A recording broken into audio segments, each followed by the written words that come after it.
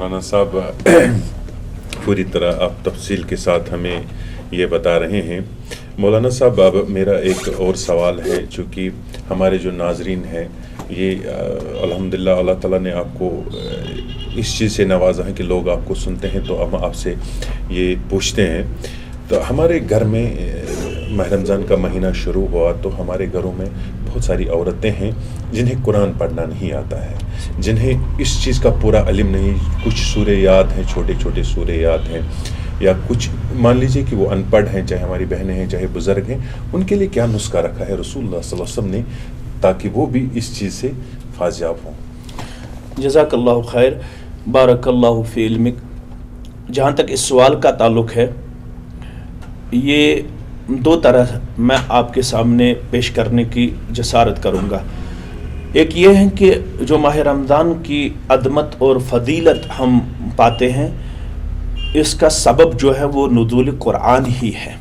शहर रमज़ान अल्लज़ी उन्ज़िल फ़ीहिल कुरान, ये जो माह रमज़ानुल मुबारक है, इसकी फ़जीलत इसीलिए आई है कि इसमें कुरान पाक नादिल किया गया है। तो माह रमज़ान का तकादा है कि हम कुरान से ज़्यादा करीब हो जाए, कुरान पाक हम ज़्यादा मुताला करें, न सिर्फ तिलावतन बल्कि दुरूस भी, दरसन भी हम कुरान मजीद से अपना रिश्ता मुस्तहकम और मजबूत पेश करें। इस हवाले से जो बात आप मोहतरम ने दोहराई कि हमारे घरों में बहुत ज़्यादा हमारी औरतें ऐसी पाई जाती हैं जिनको अभी कुरान का तारुफ हासिल नहीं है। मोहतरम, इस मामले में हमें थोड़ा बहुत संजीदा होने की ज़रूरत है। एक तो ये कि इल्म हासिल करने की कोई उम्र मुक़य्यद नहीं रखी गई है,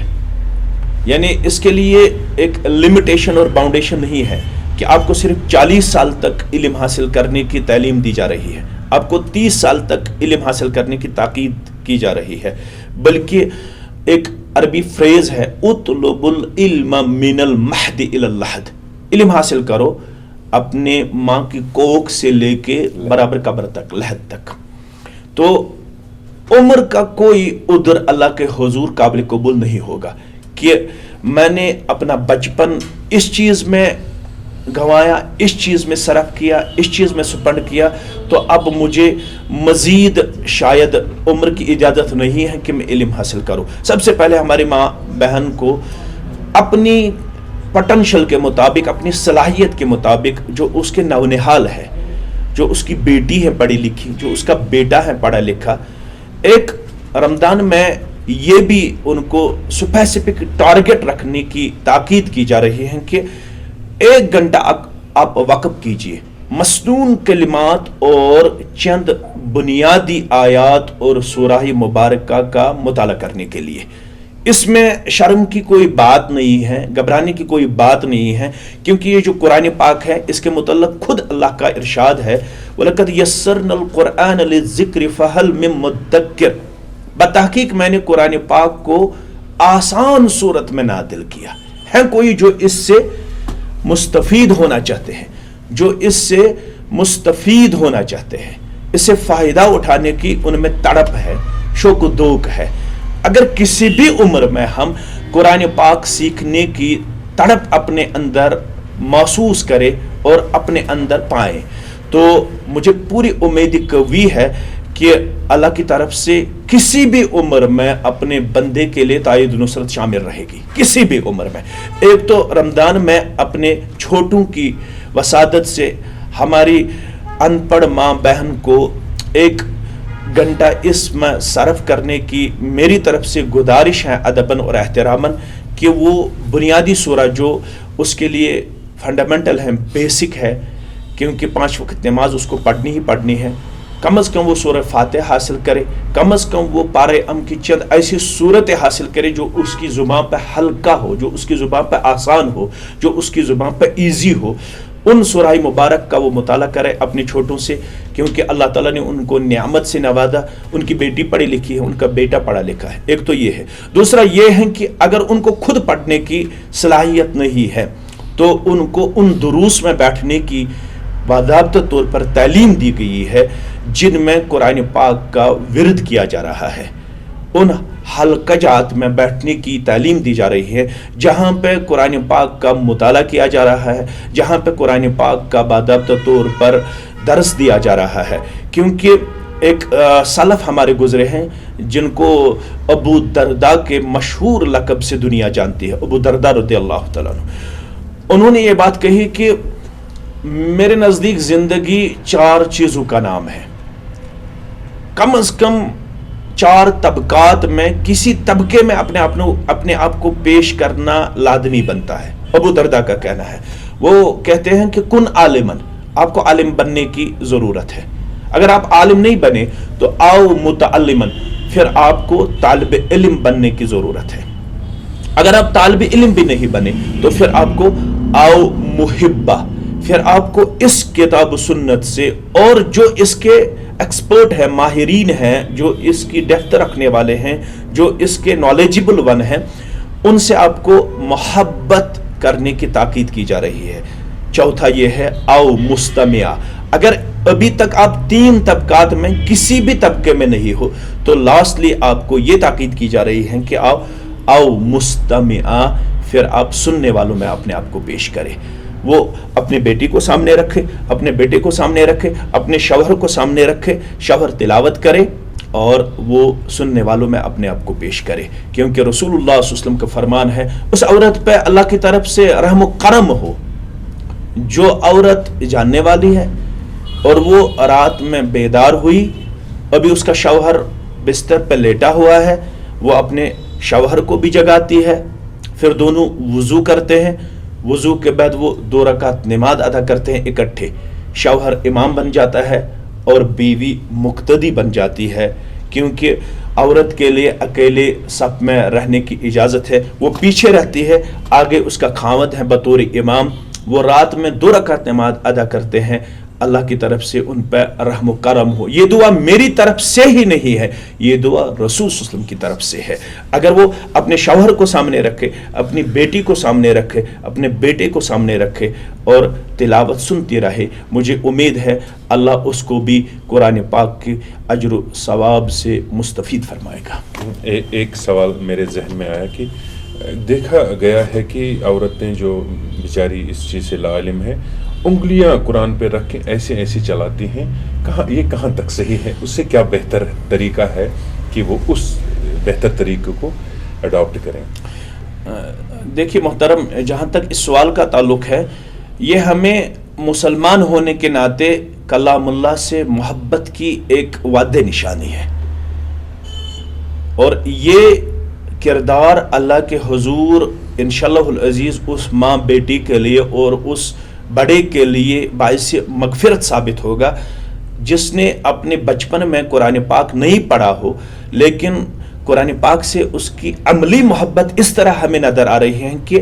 वो इस मोहब्बत और शौक ज़ौक़ में अपनी उंगली इन औराक के इर्द गिर्द घुमाते हैं ताकि मैं भी उनमें शामिल हो जाऊं जो कुरान पढ़ने वाले हैं। हम उनको इस चीज़ से नहीं रोकेंगे, अलबत्ता ये अदबन गुजारिश करेंगे कि अगर आपको इस चीज़ से तसल्ली हासिल होती है, ला बासफ़ी, इसमें कोई हर्ज नहीं है, क्योंकि कम अज़ कम अगर उसकी आंखें उस वक़्त नम हो जाए, अगर उस वक़्त उनकी आंखों से अश्क टिपक जाए, तो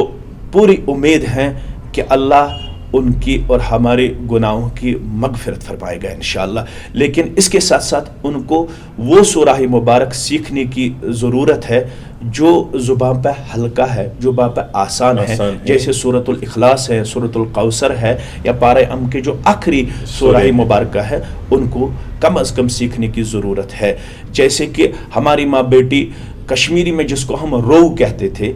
तो अब उसका रस्म आगे नहीं बढ़ा बल्कि वो तो एंड हो गया,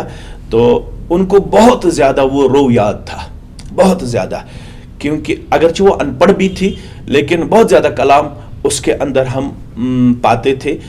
अगर वो कुरान पाक के हवाले से भी उस तरह अपने आप को ओबिडेंट पेश करे, मुझे उम्मीद कवी है कि वो माँ मुस्तकबिल करीब में अपने आप को स्टेबल पेश करेगी और काबिल इत्मीनान किरदार उसके अंदर हम पाएंगे जो उसके लिए दुनिया व आखिरत में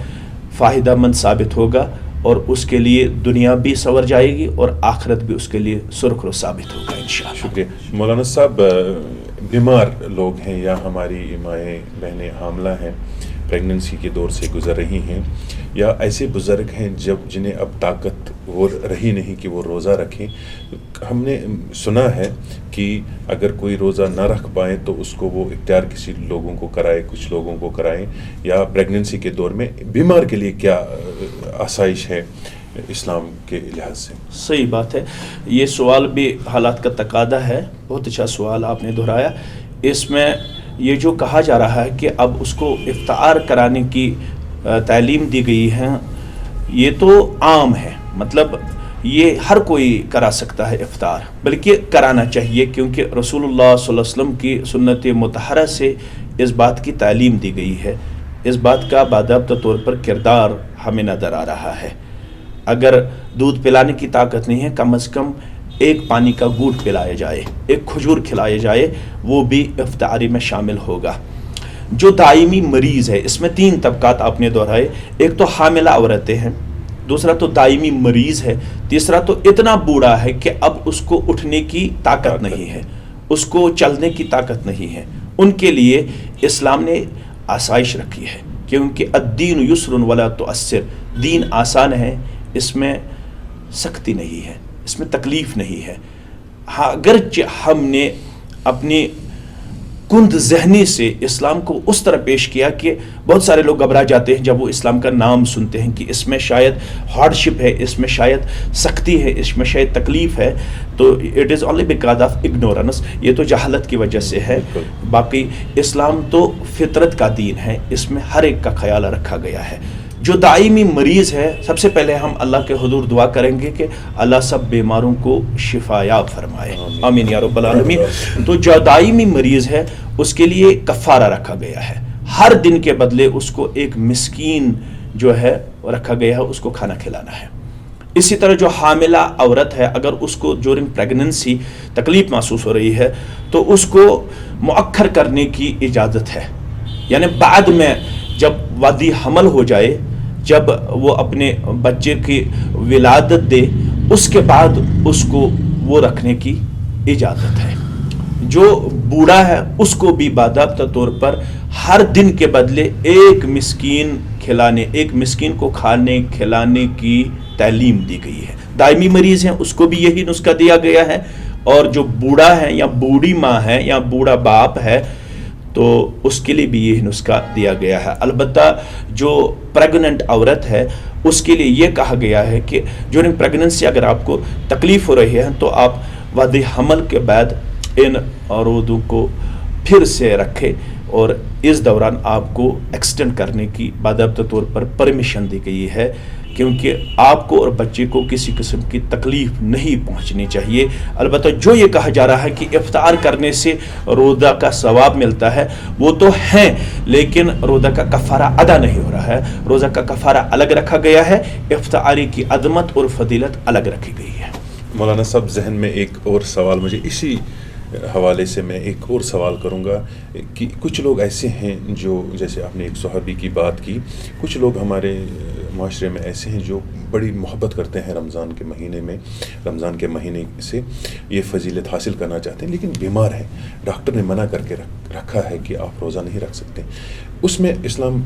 میں کیا اس کی یہ ہے کہ کیا وہ اپنے آپ پر ظلم کر سکتا ہے جبکہ ان کی طبیعت ٹھیک نہیں ہے، وہ پھر بھی روزہ رکھ رہا ہے؟ اس میں اس کی کیا تدابیر ہو سکتی ہے؟ اس کے لیے قرآن پاک کی آیت ہے، لا تلقوا بأیدیکم الی التہلکہ، اپنے آپ کو اپنے ہاتھوں سے ہلاک مت کیجیے۔ میں نے ابھی بھی آپ کے سامنے یہ بات دہرائی کہ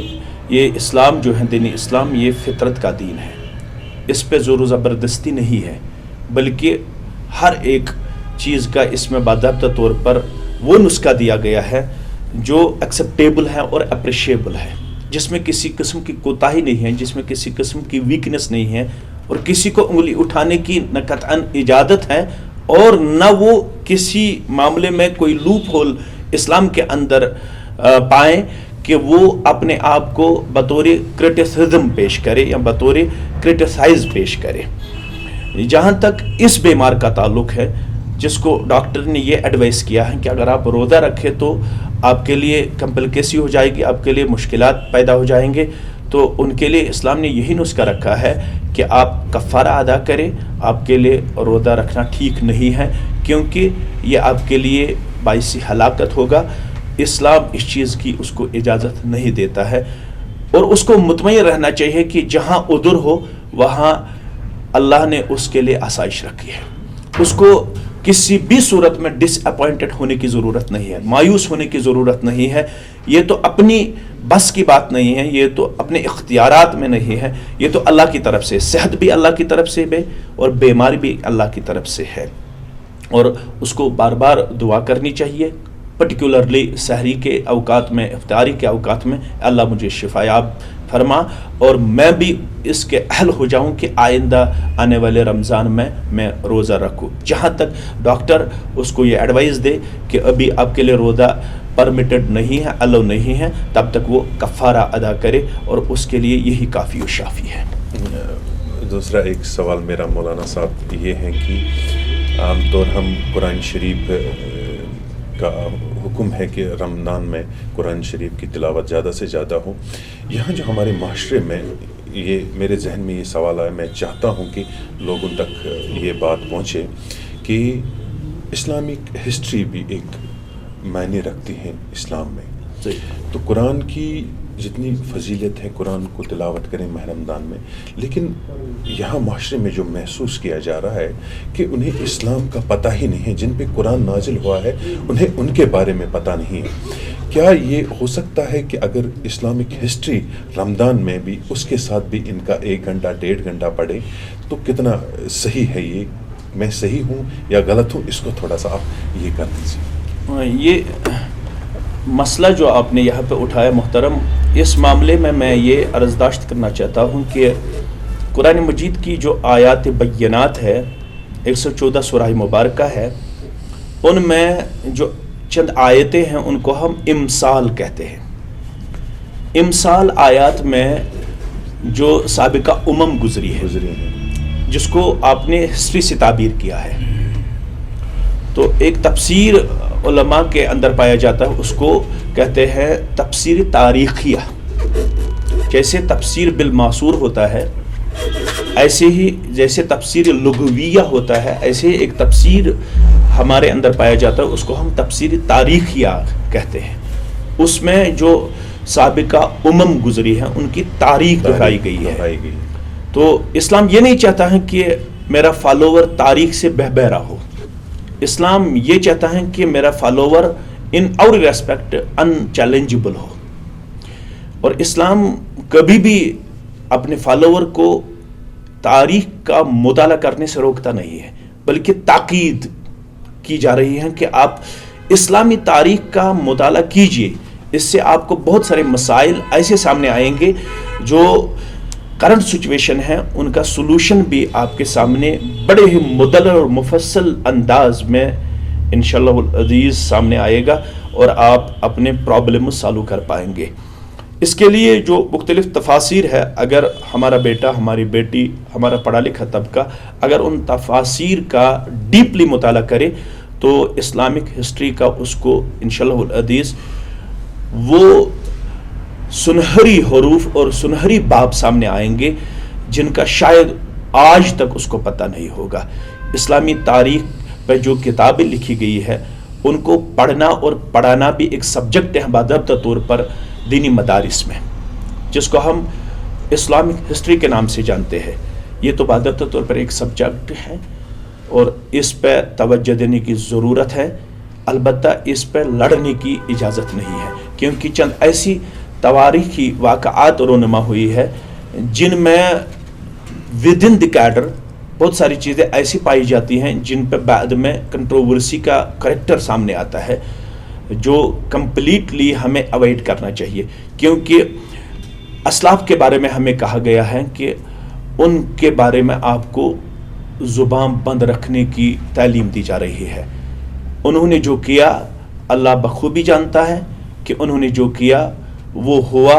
ان کو ہم کہتے ہیں اجتہادی معاملات. کسی معاملے میں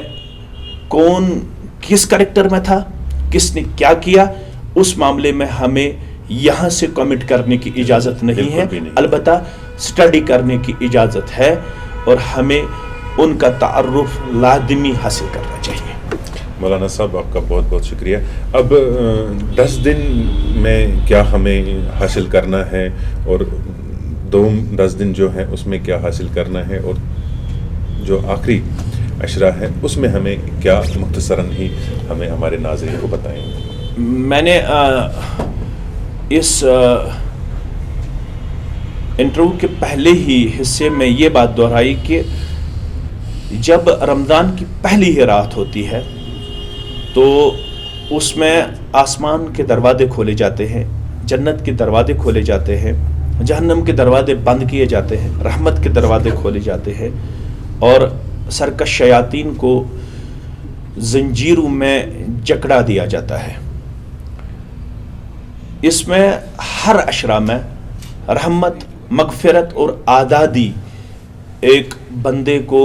اللہ کے حضور مانگنی چاہیے۔ ہر لمحہ قیمتی اور قدردانی میں پیش کرنے کی ضرورت ہے۔ کوئی بھی لمحہ ضائع کرنے کی اجازت نہیں ہے، چاہے وہ پہلا عشرہ ہو، چاہے عشرے دوم ہو، چاہے عشرے سوم ہو۔ کم از کم ایک عشرے میں ایک بار ہمیں قرآن پاک کا سورہ فاتح سے سورہ ناس تک تلاوت کرنی چاہیے، اور ہر دن میں ہمیں کم از کم ایک سورہ مبارک کا ترجمہ اور تفسیر پڑھنا چاہیے، اور اسلامک ہسٹری کا ایک باب مطالعہ کرنا چاہیے، اور رسول اللہ صلی اللہ علیہ وسلم کی ایک سیرت کا گوشہ ہمیں مطالعہ کرنے کی تاکید کی جا رہی ہے، اور یہ اپنا معمول بنانا چاہیے۔ اس کے ساتھ ساتھ سیرت صحابہ کا بھی مطالعہ کرنا چاہیے، اس کے ساتھ ساتھ ذکر و اذکار میں بھی اضافہ کرنے کی کردار ہمیں عملاً دکھانے کی تاکید کی جا رہی ہے، اور اس کے ساتھ ساتھ جو سوسائٹی میں ڈپینڈنٹ اپ آن پرسنز ہیں، جو آپ پہ، مجھ پہ، اوروں پہ ڈپینڈنٹ ہے، جو ڈیزرو ون ہے، ان کا ابتدا سے ہی خیال رکھنے کی ضرورت ہے، ان تک پہنچنے کی ضرورت ہے۔ ضروری نہیں ہے کہ اس کے لیے ہمیں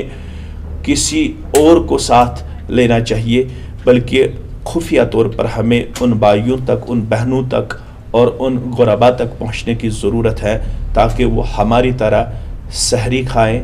افطاری کریں، اور ہماری طرح وہ خوشی سے ان لمحات و لحظات کو اللہ کے حضور بسر کرے، تاکہ ہم بھی ان کی خوشیوں میں شامل ہو جائے، اور ہمیں بھی ایک اطمینان حاصل ہو جائے کہ ہم نے اپنی سوسائٹی کے لیے کچھ کیا۔ اپنے لیے تو سب جیتے ہیں، لیکن ہمیں اوروں کے لیے جینا چاہیے، ان کا بھرپور خیال رکھنا چاہیے۔ اس کے لیے آپ کو بھی آگے آنے کی ضرورت ہے، مجھے بھی اور ہمارے بھائیوں کو بھی آگے آنے کی ضرورت ہے، ان سبھی تک پہنچنے کی ضرورت ہے جو شاید کسی وجہ سے ہمارے دروازے تک نہ پہنچ پائیں گے۔ ان کے اندر ایسی کمپلشنز ہیں جو شاید وہ ہم سے شیئر نہیں کر پائیں گے، اس کے لیے یہ چیز لازمی بنتا ہے۔ ایک تو نوافل کا اہتمام کرنا چاہیے، ایک تو تلاوت کا اہتمام کرنا چاہیے، دروس کا اہتمام کرنا چاہیے، صحابہ کرام کی سیرت کا مطالعہ کرنا چاہیے، رسول اللہ صلی اللہ علیہ وسلم کی سیرت کا مطالعہ کرنا چاہیے، زکوٰۃ کے لیے ابتدا سے ہی تیار رہنا چاہیے، صدق و خیرات کا اہتمام کرنا چاہیے، اور لڑائی جھگڑا، فتنہ، فساد جو مساجد میں ان ایام میں پایا جاتا ہے، کسی بھی مسئلے پہ، چاہے وہ تراویح کا مسئلہ ہو، چاہے وہ نماز کا مسئلہ ہو، چاہے وہ دروس کا مسئلہ ہو، چاہے وہ کسی بھی فقہ کا مسئلہ ہو، کسی بھی معاملے میں وہ ڈفرنسز ایک دوسرے کے تئیں پائے جاتے ہیں، چاہے وہ کوئی بھی فقہی مسئلہ ہو، اس پہ لڑنے کی ضرورت نہیں ہے، مطالعہ کرنے کی ضرورت ہے، بھائی چارہ قائم رکھنے کی ضرورت ہے، اخوت سے جینے کی ضرورت ہے۔ یہی حالات کا تقاضا ہے۔ مسلمانوں کو کسی بھی صورت میں ایک دوسرے پر کرٹیسزم کرنے کی اجازت نہیں ہے، بلکہ اس رمضان کو خوشگوار ماحول میں بسر کرنے کی ہماری طرف سے ادباً گزارش ہے، اور انشاءاللہ العزیز ہم امید رکھیں گے کہ ان گزارشات پہ آپ کی وسادت سے ہماری سوسائٹی عمل پیرا ہو جائے، اور اللہ کے حضور ہمیں تائید و نصرت حاصل ہو جائے اور ہم کامیابی اور کامرانی سے ہمکنار ہو جائے۔ والسلام علیکم ورحمۃ اللہ وبرکاتہ۔ مولانا صاحب آپ کا بہت بہت شکریہ، آپ نے اپنا قیمتی وقت ہمارے اس نیوز پورٹل QNS کے نام سے جو ہم چلا رہے ہیں، آپ کا بہت بہت شکریہ۔ یہ تھے ہمارے ساتھ مولانا مشتاق احمد ویری صاحب، جن سے ہم نے رمضان کے حوالے سے بات کی۔ امید ہے کہ آپ کو یہ جو ویری صاحب نے آپ کی طرف رمضان کے حوالے سے بات کی آپ کو پسند آیا ہوگا۔ دیجیے اپنے میزبان کو اجازت، اللہ نگہبان۔